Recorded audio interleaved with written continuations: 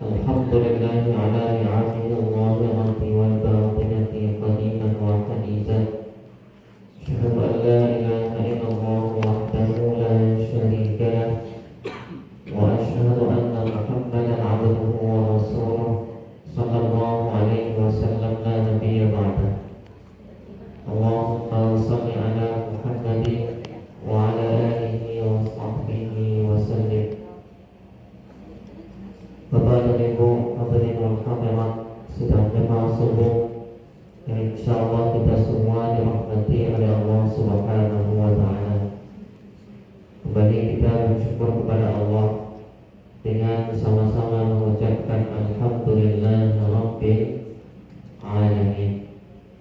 Allah telah beri kita banyak nikmat, nikmat iman, nikmat Islam, nikmat sehat, dan juga nikmat yang telah kita nikmati lebih kurang 1 minggu ini, yaitu nikmat hujan.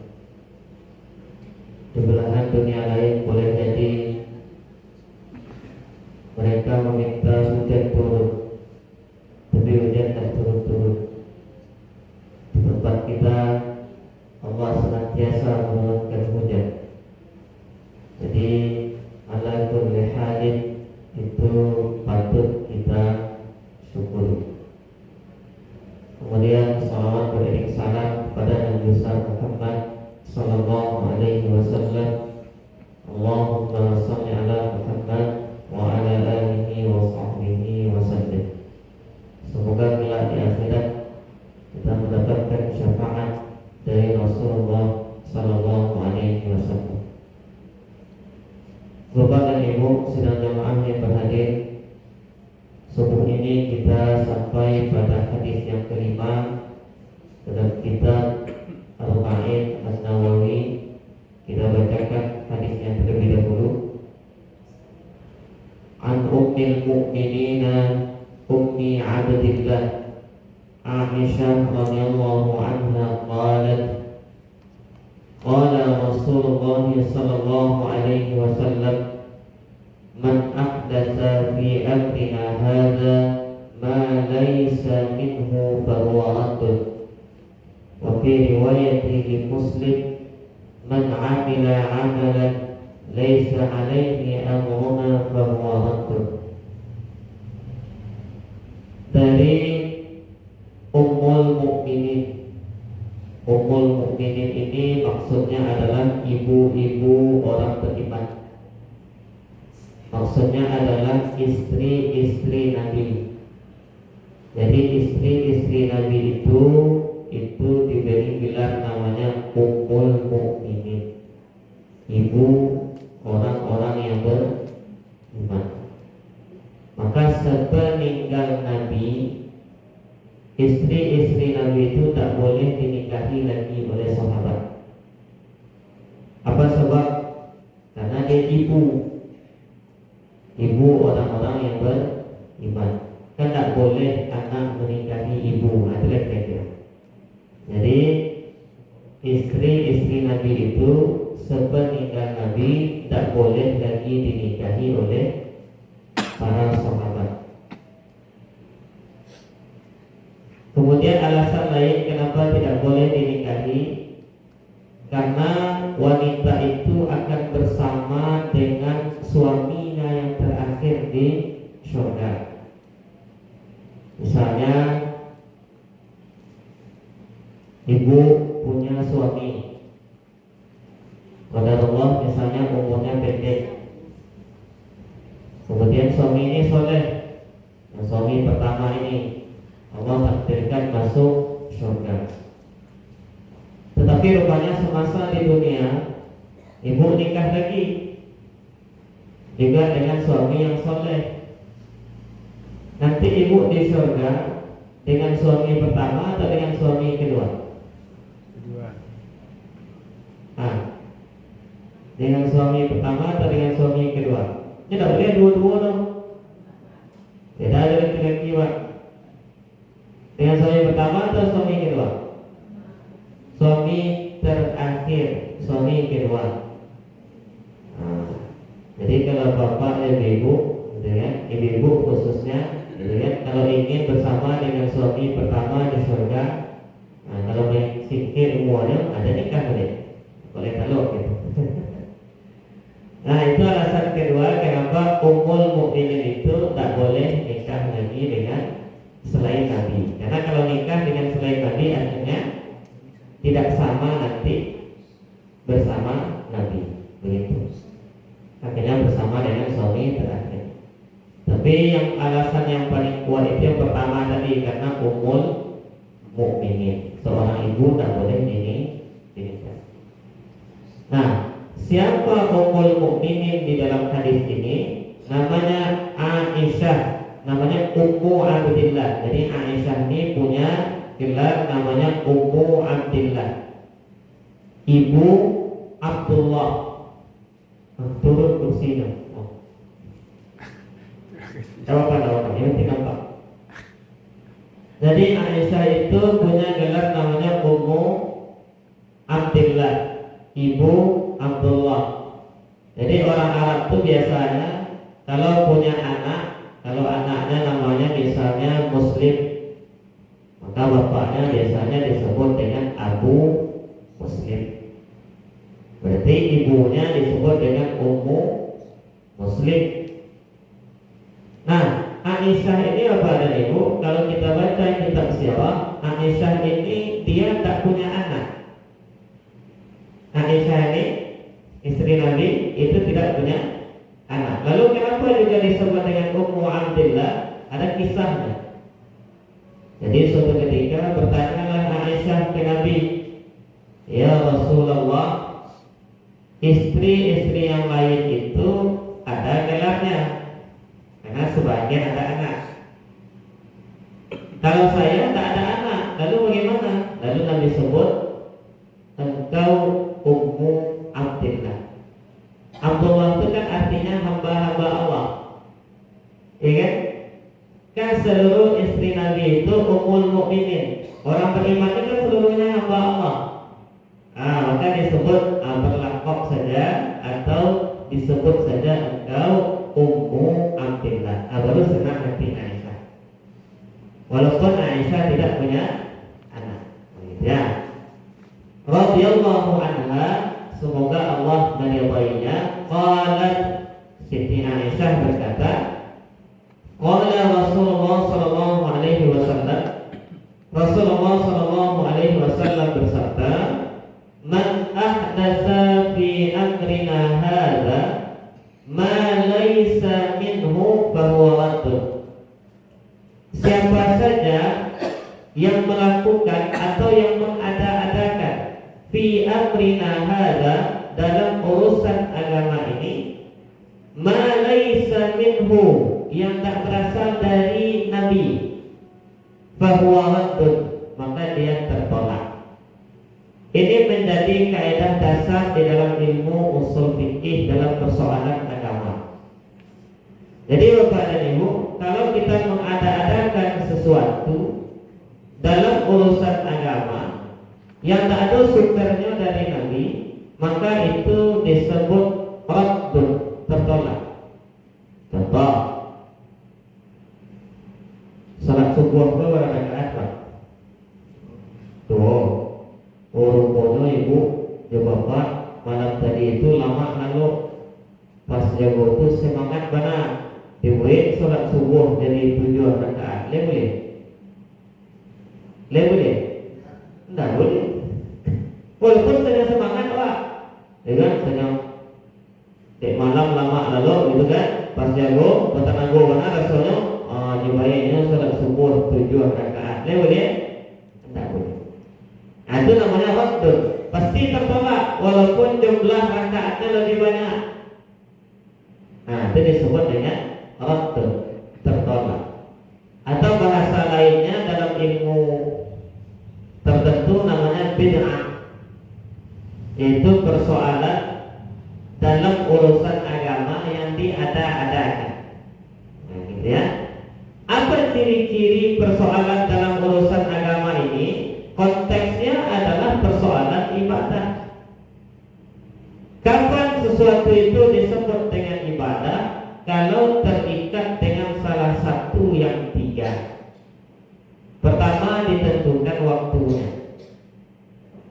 Yang kedua ditentukan gerak geriknya. Dan ketiga ditentukan bacaannya. Kalau ada salah satu di antara yang tiga itu, ditentukan waktunya, ditentukan bacaannya, ditentukan gerak geriknya, maka itu disebut dengan ibadah. Namanya ibadah makbah, ibadah ritual. Kalau dia terikat dengan salah satu di antara yang tiga itu, maka yang ditanya mana dalil dengan menyuruhnya. Mana dalil dengan menyuruh. Contoh, kini kok awak baru selesai sholat subuh. Sholat subuh kok ditentukan tak waktunya. Iya kan? Boleh tak misalnya ibu misalnya sholat subuh jam 10 pagi, saya boleh? Nah, berarti ditentukan waktu. Ditentukan tak bacaannya? Ditentukan tak bacaannya ketika sholat subuh tadi? Ditentukan. Tak boleh kalau ada waktu. Ada pidato misalnya kan? Baca orang pidato, boleh dalam sholat, tak sah sholat. Maka ditentukan bacaan. Ditentukan tak gerak-geriknya? Gerak-geriknya ditentukan tak? Iya. Apalagi kalau sholat berjamaah. Tak boleh awak ketika imam misalnya rukuk, awak biasa sujud serang kan? Tak boleh. Itu namanya ditentukan gerak-gerik. Maka sholat tadi itu disebut dengan ibadah ritual. Disebut dengan ibadah ritual. Maka yang ditanya mana dalil yang menyuruh? Adakah dalil yang menyuruh? Ada ayat aqimus sholata wa atuz zakat. Nah gitu ya. Tapi kalau tidak terikat dengan yang tiga ini, tidak ditentukan waktunya, tidak lo ditentukan bacaannya, tidak lo ditentukan gerak-geriknya, maka nanti ditanya ma dalil nan melarangnya. Gitu ya. Kalau persoalan ibadah ritual, ma dalil nan menyuruh. Kalau persoalan bukan ibadah ritual, tak terkabit dengan yang tiga tadi, yang ditanya ma dalil nan melarangnya. Contoh, babi makan boleh? Boleh babi makan ibu? Kalau babi boleh. Ya. Tempat lain kan katanya boleh babi makan bu tidak. Tidak awak namanya. Ya, masa nak boleh babi makan? Kan busuk lapar lo dah itu kan? Boleh. Cuma awak makan babi boleh? Tidak boleh. Apa dalilnya? Kan tidak terkait dengan yang tiga. Kan tak ditentukan waktunya, tak ditentukan bacaannya, tak ditentukan gerak-geriknya. Ya kan? Berarti tak terkait dengan yang tiga. Maka yang ditanya ma dalil yang melarangnya. Maka hurrimat alaikumul maitah waddam. Kemudian walahmal khinzir. Ada dalilnya yang melarang, diharamkan darah dan mengalir. Pertama bangkai. Kedua darah dan mengalir. Tapi darah yang menjadi organ boleh ya? Contohnya darah yang menjadi organ hati gitu kan? Itu kan jelas jadi organ. Dan lain-lain. Kemudian walahmal khinzir, daging babi. Nah boleh juga. Sebab ada larangan dari Allah Subhanahu wa Ta'ala. Itu contohnya yang tak terkabit dengan nanti tadi. Jadi Bapak dan Ibu, persoalan bid'ah ini itu bukan persoalan yang sempit. Kadang ada yang membahasnya terlalu sempit, maupun salah sih orang. Cuman pembahasannya luas, kemudian perlu pertahanan menjaganya. Nah, gitu. Kalau tak nanti bisa salah paham. Nah, gitu ya. Jadi Bapak dan Ibu sekalian, di dalam hadis ini Ibunda Siti Aisyah mengatakan itu dari Nabi, man ahdatsa fi amrina hadza ma laysa minhu fa huwa raddun. Gitu ya. Siapa saja yang mengada-adakan sesuatu di dalam urusan agama kita ini, hadza ma laysa minhu, yang tak ada sumbernya dari Nabi, fahuwa raddun, maka dia tertolak. Ada contoh lain misalnya yang dia tak terikat dengan yang tiga. Contoh mikrofon, betul tak? Boleh tak awak sholat imam pakai mikrofon? Boleh saja, asal tak dimakannya mikrofon tu. Ya. Atau karena tak takabik dengan nanti kok. Atau contoh lain, ketika ceramah misalnya, direkam misalnya di video, boleh kan? Boleh, karena tak takabik dengan nanti kok. Itu persoalan ya, yang bukan bid'ah. Ada lain contohnya di masa Nabi itu Al-Quran belum dimushafkan seperti kita kini. Kini kanlah mode satu mushaf, ya kan? Di masa Nabi itu masih dalam bentuk selebaran. Bahkan ada yang ditulis di pelepah kurma. Kemudian kini sudah dibukukan. Sudah dimulai dari masa Utsman bin Affan. Cuma kini kan banyak modelnya Pak. Ada Al-Quran bertajwid, ada Al-Quran berterjemah di bawahnya, ya kan? Ada di sampingnya terjemah tafsiriannya. Bolehkah itu? Boleh. Apa sebab? Karena tidak takabik dengan nanti dua tadi itu. Jadi itu persoalan yang luas. Contoh lain di Indonesia, Bapak, awak tu kan umumnya pakai mukena kalau nak ibu-ibu, iya kan? Kalau lewat ke Timur Tengah, Pak, lain serobok di ibu-ibu nak ada mukena boleh mukena awak. Misalnya pergi umrah atau pergi haji, kan nak mukena aku orang Indonesia ada, iya kan? Umumnya orang Indonesia ada, boleh tak? Boleh. Apa sebab? Karena dalilnya tu namanya dalil umum, yaitu menutup aurat laki-laki dari pusik sampai lutut. Itu batas minimal. Bisa ada tetangga bapak sholat subuh misalnya pakai second sarung, lutut itu sampai pusik sampai lutut. Ada begitu. Itu namanya batas minimal. Kalau aurat perempuan dari mana? Seluruh tubuh kecuali muka dan dari tangan sampai ke siku. Itu tak aurat. Dari siku sampai ke siku itu tak aurat. Kemudian muka awak itu tak aurat. Maka salabiahnya bagi wanita itu aurat, termasuk kaki. Kaki aurat tak aurat. Halo, ibu-ibu, kaki aurat tak? Aurat Pak. Jadi kalau bisa kedua yang ditutup itu kaki awak, baca yang pakai kaos kaki. Itu cara. Ada kadang aku cari ibu-ibu pakai jilbab Pak, berjilbab.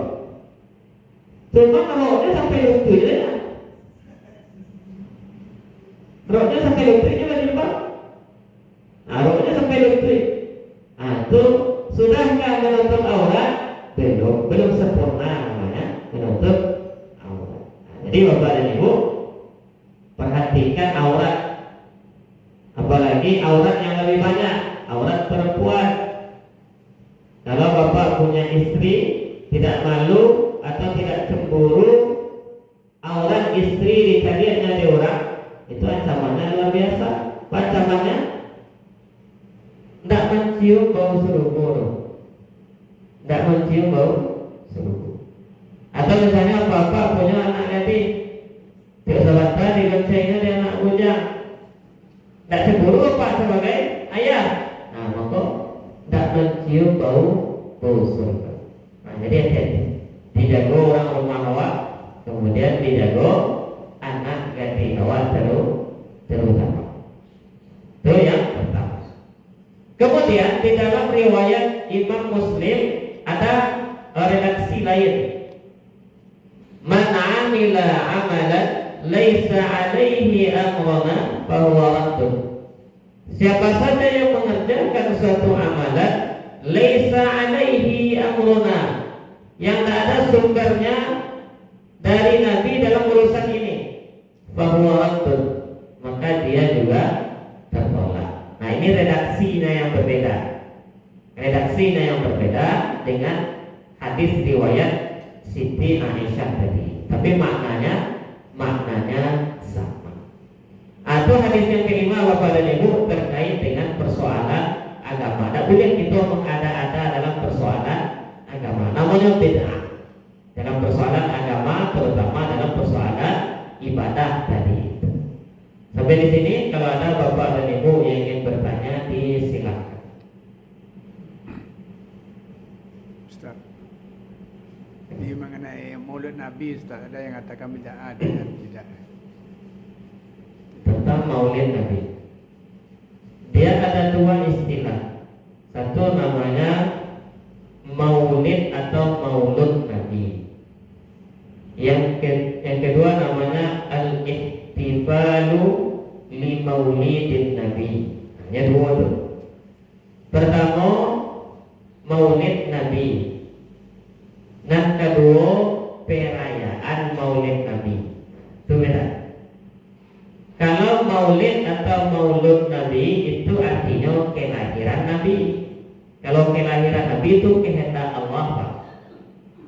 Ya kan? Dalam pendapat yang umum itu bila Nabi lahir 12 Rabiul Awal 507 Masehi.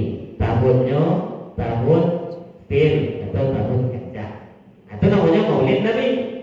Kalau ditanya hukumnya, itu hak Allah, Pak. Karena Allah yang melahirkan, Allah yang menakdirkan Nabi Muhammad lahir 12 Rabiul Awal. Itu namanya Maulid atau Maulud Nabi.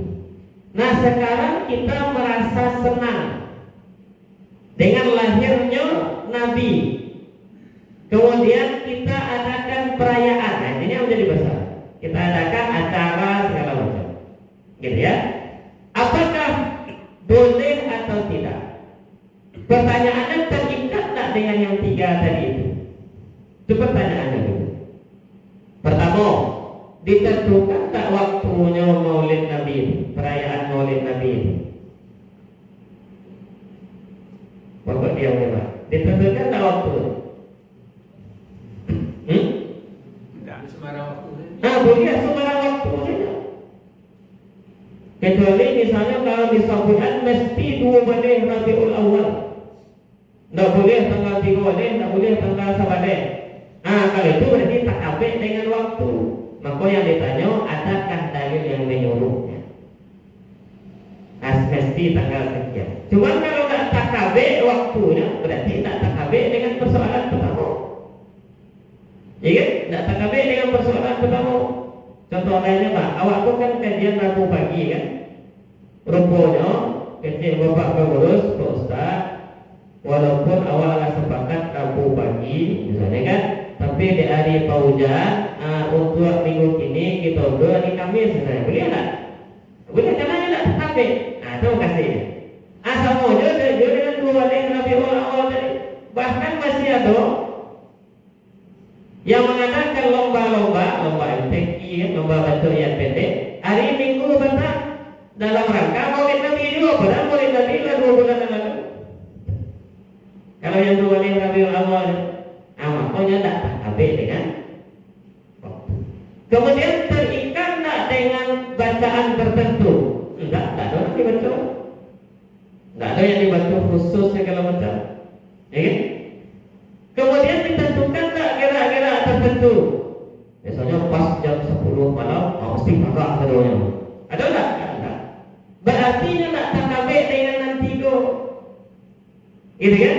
Maka yang ditanya kalau tak terkabeh dengan nanti itu, yang ditanya mana dalil yang melarang?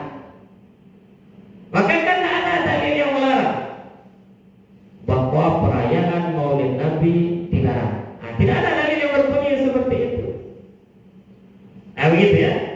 Maka Bapak dan Ibu ditinjau dari 3 ciri-ciri dari itu yang tak terkabeh.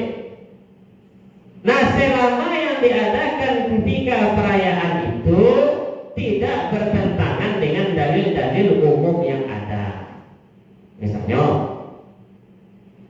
awak ketika perayaan Maulid itu mengadakan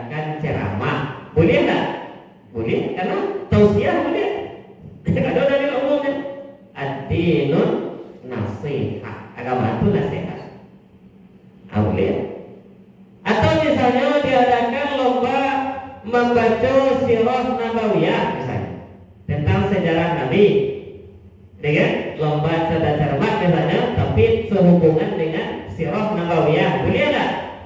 Boleh. Jadi kalau yang diadakan itu ada dalil umumnya, boleh. Atau misalnya membaca sholawat, boleh tak? Boleh, karena ada dalilnya. Ya, man shalla alayya wahidatan sallallahu alaihi ashran. Siapa saja yang bersalawat kepadaku sekali, maka Allah akan bersalawat kepadanya sebanyak 10 kali. Maka ditinjau dari sisi yang tadi itu, maka perayaan Maulid Nabi tidak terlarang.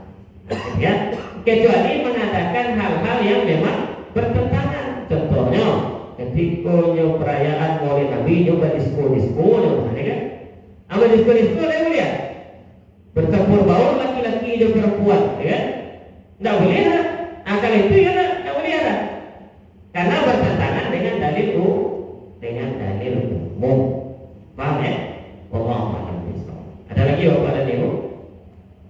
Di tempat-tempat tertentu ada kegiatan Maulid Nabi namanya bacaan Al-Barzanji. Jadi setiap ada acara Maulid itu dia membaca itu bacaan Al-Barzanji. Iya, Al-Barzanji itu kan namuran. Iya, namuran. Isinya bacaan tentang sejarah dan sholawat.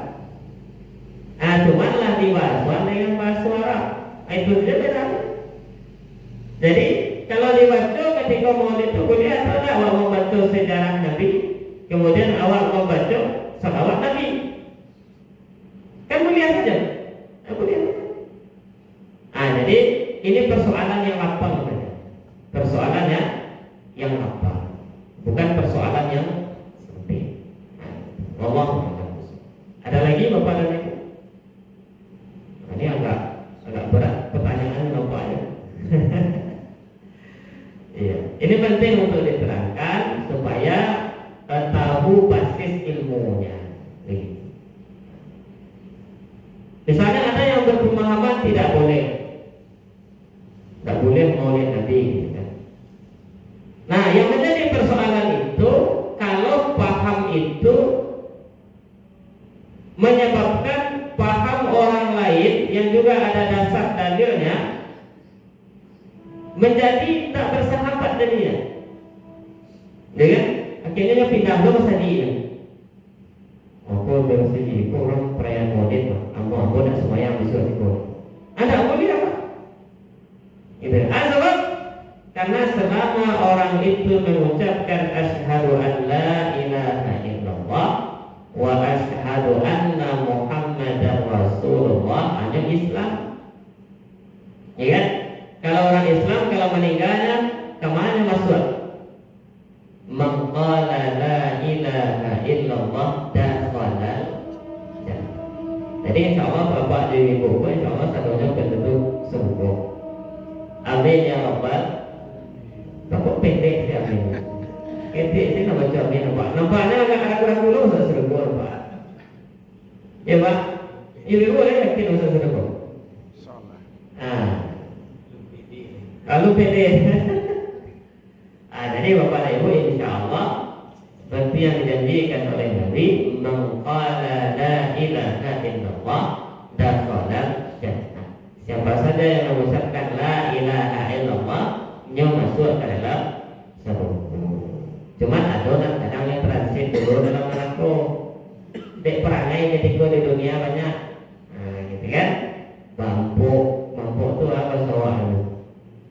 Menjudi, berzina, berurang, minum minuman keras, mendiam. Di banyak perangainya ketika di dunia, ini lain berimannya. Waktunya apa lain Islam, lain abdi aku ketempe mau besar. Kejadian Islam kan? Tu bahan tak semuanya apa? Sudah pandai dia besar. Tu bahan pandai apa? Itulah kebutuhan besar. Gitu ya. Dia transit dulu dalam neraka. Di laundry dulu di sini. Lalu rahasia. Dia beriman tadi itu. Dia tetap ujung-ujungnya masuk dalam surga. Cuman kan akan singgah ke dalam neraka pun anda tahu ada apa. Ingat? Beko pulang dari ceramah, ceramah subuh, itu kompor. Pergas itu dia, habis itu jadi gas ini jadilah. Habis itu nah itu api di dunia baru kan? Nah habis itu telunjuk terus deh. Gas ini jadilah. 2 minggu lagi melapor ketika jadwal ceramah awal insyaAllah. Pak Ustaz jadi yang boleh tak melapor mau bakal semini dah ya. Jadi kalau lihat tu tak melapor di bakal semini, orang itu kan asik-asik lah dalam barakul. Cuman kan tak ada, tak tahu dah wak. Nah ini kan. Jadi bapak dan ibu jangan dulu cita-cita ambo tinggal dulu dalam barakul Pak Ustaz. Dan ada niat menipu. Lalu caranya supaya anda singgah banyak amal, pakui iman, kemudian banyak amal. Dan Allah perintah kerajaan, dan Allah larang tinggal. Ada itu nanti kerajaan maka awak disebut dengan orang yang bertakwa. Ya, orang bertakwa itu adalah derajat yang paling tinggi di sisi Allah Subhanahu wa Ta'ala. Inna akramakum indallahi atqakum. Yang paling mulia itu di sisi Allah adalah orang yang bertakwa. Ya, jadi insya Allah bapak dan ibuku adalah orang-orang yang mulia di sisi Allah. Amin ya rabbal alamin. Cukup ya? Nah, kita cukupkan. Katanya dosa ini kan tetap ada, Ustaz. Dosa tetap ada. Ya, kita bertobat. Itu kan kita diampuni, tapi dosa kita kan masih ada gitu. Sebab kita setelah bertobat tu kita tidak diazab lagi kerana dosa kan masih ada, masih tercatat gitu. Kalau tobatnya tobatan nasuha, tobat itu sudah menghapus dosa. Jadi kalau tobatnya tobat nasuha, ya wana-wana bertobat, ya maka dosa dalam waktulah Allah ampuni. Lalu apa caranya? Setelah awak bertobat, berbanyak amal soleh. Untuk apa? Untuk menampakkan bahawa awak ya nasuha tobat awak itu. Berbanyak beramal soleh. Jadi kalau sudah bertobat, dosa-dosa yang lama Allah ampuni. Dosa-dosa yang lama Allah ampuni. Bahkan ada ampunan Allah itu yang sifatnya harian. Ada wajah go sholat 5 kali sehari semalam. Itu kecil Nabi sama orang mandi 5 kali sehari semalam. Apa-apa dia ibu selama hujan-hujan habis itu barangkali mandi sehari. Dia mati. Oh, 2.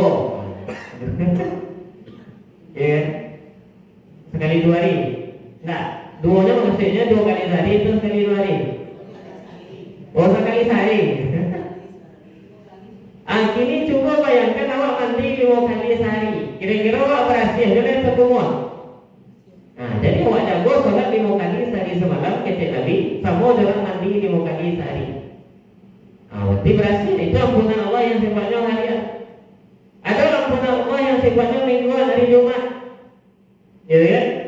Ibadah maksimal dari Jumat itu. Maka insya Allah Allah ampunilah dosa waktu dan seminggu dan berlalu. Apa itu maha ampunnya Allah. Ada yang tahunan bila itu bulan Ramadan. Itu tahunan tuh. Jadi banyak waktu-waktu yang Allah sediakan yang isinya ampunan. Bagaimana itu? Karena Allah tahu awakku suku berbuat dosa dan setiap saat ada potensi berbuat salah. Karena manusia itu kan sumian insan binisyani. Jadi namun manusia dia pelupa. Ya, terutama bapak pun yang pelupa. Bercerita ibu panjang-panjang di rumah kapak. Itu kira-kira apa dengan tu? Cerita ibu panjang-panjang kapak kan? Mereka lah saya mau bercerita, gitu kan? Kemudian tak lama saya tu bertanya, apa isi cerita cakap itu? Berarti namanya dari itu tak jarang anggap. Karena manusia itu memang sifatnya palu wak paling pokok makanya harus ada saling menganan. Aku buku gunanya kajian kok saling menganan. Saling ingin main. Aku gunanya ada ketua Jumat setiap hari Jumat. Aku gunanya supaya tatib bisa mainian jamaah. Boleh jadi yang seminggu lalu itu ada lupa, ada hilaf, ada salah, maka takwa lah. Kan usikum wa iyaya bitaqwa. Kan itu menjadi rukun khutbah, ya kan? Rukun khutbah itu kan salah satunya berwasiat tak, ya. Allahu a'lam bishawab. Baik, itulah mungkin Bapak dan Ibu